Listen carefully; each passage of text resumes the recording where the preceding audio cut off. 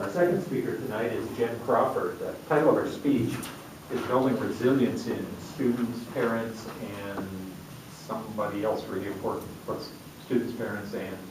Parents, caregivers, families, adults, and educators. Okay. Yeah.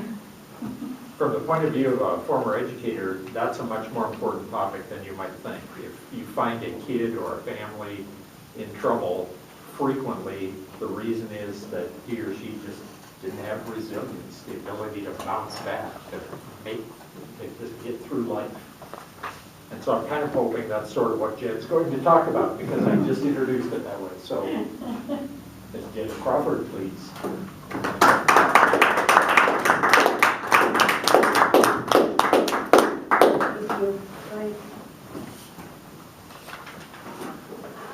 The intro, which I failed to give to the introducer, describes criteria for promotion and tenure within the WSB system, which is a long, detailed list, and I can pass it around because this next few minutes will be the last of 3 major program areas that I'll be sharing with my colleagues. It states candidacy for promotion and tenure is evaluated based on documented outcomes, scholarly achievement, professionalism consistent with candidate's position, description. Professionalism is evaluated in terms of leadership skills, high-quality educational design and implementation, effective communication and organization skills, ongoing professional development, and a demonstrated commitment to diversity. There's the intro, there's the long list.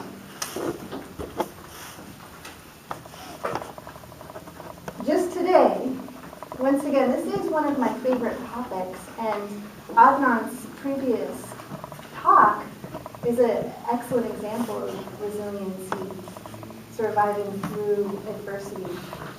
A well-known researcher named Walsh, in a very important document prepared by child abuse prevention specialists called Strengthening Families Washington, the Approach and Protective Factors Faith Framework, defines resiliency as the ability to rebound from adversity, strengthened and more resourceful.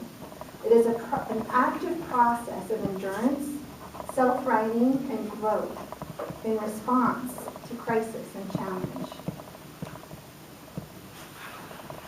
This content of the work in the past few years is pulled from a 2-page document that states my contribution and contact statement, and is shared in a PowerPoint, which may be one of those speeches where I speak about 3 major program areas, educational programs. The first is a divorce education program, the other is an experiential prevention program for families with preteens, and this last one is near and dear to my heart, and research-based certainly, but also based on multiple sources of information. Back in 2008, I conducted key informant interviews with many different community stakeholders from organizations and schools to ask what they viewed as gaps maybe in services in the area of education. I interviewed more than 30 people, most of them were heads of organizations, but some were from the public. And major themes came up as a result of that inquiry. One was a lot of drug use in the community. One that came out from especially rural areas in Chelan and Douglas County was people not knowing their full potential.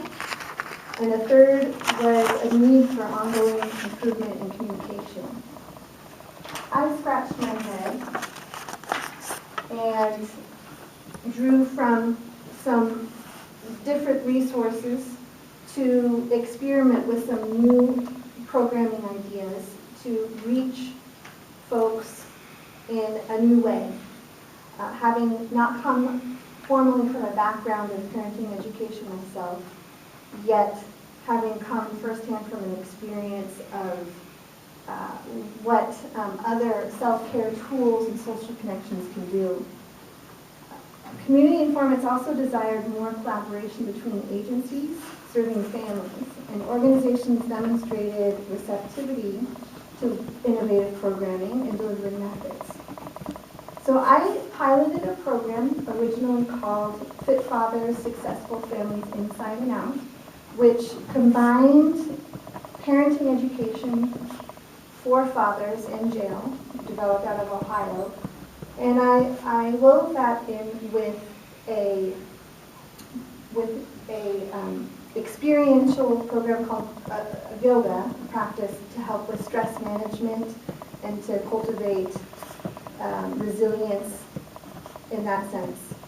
I trained and supervised staff, a 6-person team of both yoga teachers to work with this population as well as parenting educators, and to deliver the program in 3 settings. I secured more than $170,000 in external grants, in-kind contributions, and sponsorships for programming, and delivered more than 195,000 program hours. Half of those folks were from Drug and Alcohol Treatment Center, where the program expanded. I've presented research on this program in poster format, workshop format, lecture format, and 6 national conferences, 4 state and numerous local presentations. I published an article on programming in the Drug and Alcohol Treatment Center in the North Carolina State University online journal called Forum on Family Consumer Issues. This is a copy of the article. It's called The Promise of Enhancing Parenting Education and Reaching High-Risk Adults and Parents Through Integrated Programming, Mindfulness, and Strategic Partnerships. And I'm revising one to a health promotion journal called the California Journal of Health Promotion. So what? Impacts. Impacts are important.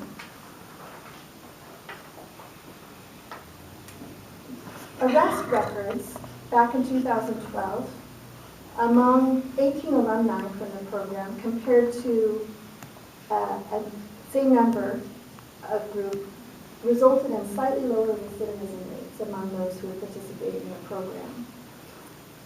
The articles demonstrate impact too because it's showing a need. And most recently, this past month in April, I conducted evaluations at the Drug and Alcohol Treatment Center with both alumni and who had completed the program up to 2 years before. Of all those who responded, 19 of 19, 100% reported that they were feeling more confident in their abilities to be a good parent. They were modeling desirable behavior to their children better. They're teaching children how to manage their emotions, offering appropriate choices to solve problems, and follow through with positive discipline strategies. To me, this shows that this, as an educational program, Resilient Families Inside and Out is effective in the populations where we've delivered it so far. Not only for incarcerated populations or to drug and alcohol treatment populations. As stated in this report of protective factors, it's applicable as a health promotion practice for all, not as a prevention or an intervention, but one to improve the well-being for all people. Questions? But not really.